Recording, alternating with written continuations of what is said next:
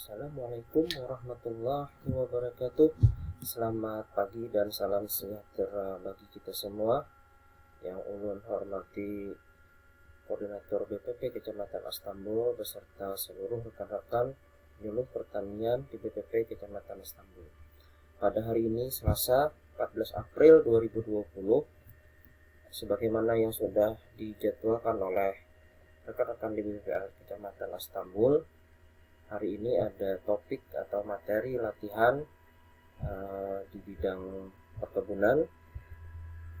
Maka saya Ulun Nurdiani Rahmanillah akan menyampaikan topik atau materi yang sudah dijadwalkan oleh rekan-rekan BPP Istanbul melalui media elektronik, karena saat ini kita tidak memungkinkan untuk melakukan tatap muka langsung karena sedang ada pandemi COVID-19. Baiklah Bapak Ibu sekalian, adapun topik atau materi latihan yang disampaikan oleh BPP Kecamatan Istanbul pada hari ini adalah tentang pemangkasan tanaman kopi. Bapak Ibu sekalian, mengawali pengantar materi yang ulun sampaikan pada hari ini, ulun ingin mengajak Bapak Ibu sekalian menyaksikan video singkat yang ingin ulun bagikan tentang tips atau cara membuat kopi yang sedang hit saat ini, yakni dalgona kopi. Tayangan ini bertujuan untuk menstimulus atau merangsang Bapak Ibu sekalian, khususnya otak Bapak Ibu sekalian, akan lebih fokus untuk menerima materi yang akan disampaikan. Semoga kedepannya sampai sekitar 10-13 menit ke depan Bapak Ibu sekalian bisa lebih fokus, sehingga materi yang kami sampaikan pada hari ini bisa bermanfaat dan bisa dipahami dengan lebih baik. Baiklah, untuk lebih detailnya nanti silahkan Bapak Ibu sekalian lihat di tayangan PowerPoint yang bisa di-download di link yang akan kami sampaikan. Lanjut kepada materi kita tentang pemangkasan tanaman kopi. Pemangkasan secara umum merupakan tindakan kultur teknik berupa pemotongan pada bagian tanaman yang tidak dikehendaki, seperti cabang yang telah tua, cabang kering, dan cabang yang terserang hama penyakit, serta cabang-cabang tidak produktif lainnya. Ini bertujuan untuk menjadikan tanaman kopi tersebut sehat, kuat, dan mempunyai keseimbangan antara pertumbuhan vegetatif dan generatif, sehingga tujuan akhirnya adalah akan meningkatkan produksi atau tanaman tersebut akan lebih produktif. Nah, tujuan lainnya dari pengawasan kopi ini adalah agar tetap tanaman menjadi lebih rendah, sehingga memudahkan petani dalam melakukan perawatan tanaman tersebut. Sebagaimana yang kita ketahui, tinggi tanaman kopi yang ideal antara 1,5 sampai 1,8 cm. Nah, ini tentunya akan memudahkan petani dalam melakukan perawatan, khususnya nanti ketika pada melaksanakan pemanenan. Juga akan untuk membentuk cabang-cabang yang baru, mempermudah masuknya cahaya, sehingga lingkungan atau aerasi di sekitar tanaman itu menjadi lebih baik dan mencegah adanya serangan hama penyakit, atau kalaupun ada serangan akan mempermudah dalam pengendalian hama dan penyakit tersebut.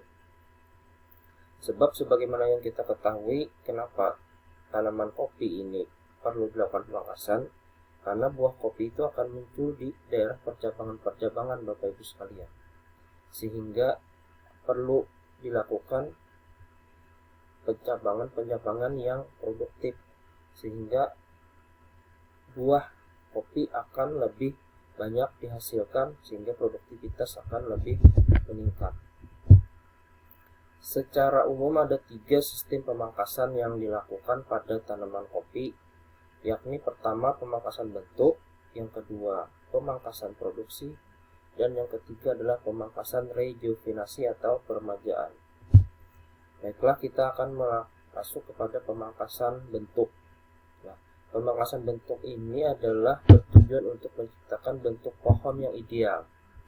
Nah, dilakukan ketika tanaman belum menghasilkan atau belum produksi, yakni antara umur 1 sampai 3 tahun. Adapun prinsip dasar pemangkasan bentuk ini antara lain adalah: pertama, agar pohon tidak terlalu tinggi. Ini sebagaimana saya awal tadi, bahwa untuk mempermudah melakukan perawatan dan pada saat melakukan pemanenan. Kemudian, agar pertumbuhan cabang samping lebih kuat dan panjang untuk mendukung pembuahan. Sebab buah sebagaimana yang diketahui, buah kopi itu ada di percabangan-percabangan. Kemudian tinggi ideal pohon itu adalah antara 1,5 sampai 1,8 meter. Kemudian cabang primer teratas itu harus dipotong tinggi sebanyak 1 ruas. Nah, kemudian cabang sekunder yang tumbuh pada posisi 20 cm harus dipangkas bersih. Kemudian kita pilih 2 atau 3 cabang sekunder yang kuat dan letaknya menyebar atau menyamping pada setiap cabang primer untuk dipelihara, dan yang lainnya itu bisa kita lakukan pemangkasan. Pemangkasan sebaiknya dilakukan pada akhir kemarau agar pertumbuhan cabang lebih baik dan kuat. Nah, ini Bapak Ibu sekalian gambar untuk pemangkasan bentuk yang di kiri ini ketika sebelum tanaman kopi dipangkas. Kemudian pada gambar sebelah kanan itu ketika sudah dilakukan pemangkasan. Kita lakukan pemangkasan terhadap cabang-cabang yang tidak produksi seperti ini. Kemudian pada bagian atas 20 cm kita potong tanaman utamanya atau pokok utamanya, sehingga tersisa sekitar 160 atau 150 atau 180 cm tinggi tanaman, dan dilakukan kita pilih cabang-cabang yang betul-betul bagus atau produktif untuk menghasilkan buah nantinya. Kemudian kita lanjutkan kepada pemangkasan produksi atau pemeliharaan. Pemangkasan produksi ini dilakukan pada tanaman yang sudah menghasilkan. Biasanya dilakukan setelah panen berakhir atau pangkas lepas panen. Tujuan dari pemangkasan produksi adalah untuk menumbuhkan cabang-cabang produktif dalam jumlah yang cukup, serta mempertahankan keseimbangan kerangka tubuh tanaman yang telah diperoleh.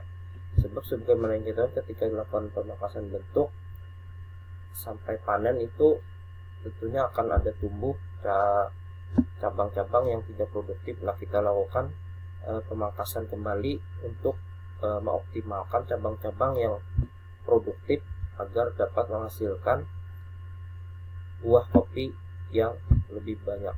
Kemudian pemangkasan produksi ini adalah untuk menciptakan aerasi sebagaimana yang di pemangkasan bentuk juga. Nah, kemudian secara umum prinsip dasar pemangkasan produksi adalah pembuangan tunas atau wiwilan yang tumbuh ke atas, pembuangan cabang-cabang cacing dan cabang balik, pembuangan cabang-cabang yang terserang hama dan penyakit, serta pemangkasan ini idealnya dilakukan 3-4 kali dalam setahun. Dilakukan pada awal musim hujan. Tentunya kita melihat kondisi tanaman di lapangan. Kalau misalnya cabang-cabang wiwilan atau cabang cacing atau cabang yang terserang penyakit itu banyak, kita bisa lakukan intensitas pemangkasan lebih banyak lagi.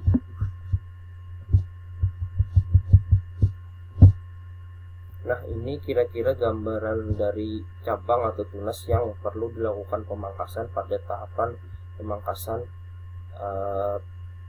produksi, seperti tunas atau wiwilan, tunas balik, tunas cabang, tunas yang menggantung, atau cabang atau tunas yang terserang penyakit. Ini adalah tunas-tunas atau cabang-cabang yang tidak produktif, sehingga kita hanya memelihara tunas-tunas atau cabang yang produktif, sehingga unsur hara yang diserap oleh tanaman akan terdistribusi secara maksimal ke cabang-cabang yang produktif untuk menghasilkan buah kopi yang lebih baik. Kemudian yang terakhir adalah pemangkasan rejuvenasi atau permajaan. Ini biasanya dilakukan setelah tanaman kopi sudah tidak produktif lagi.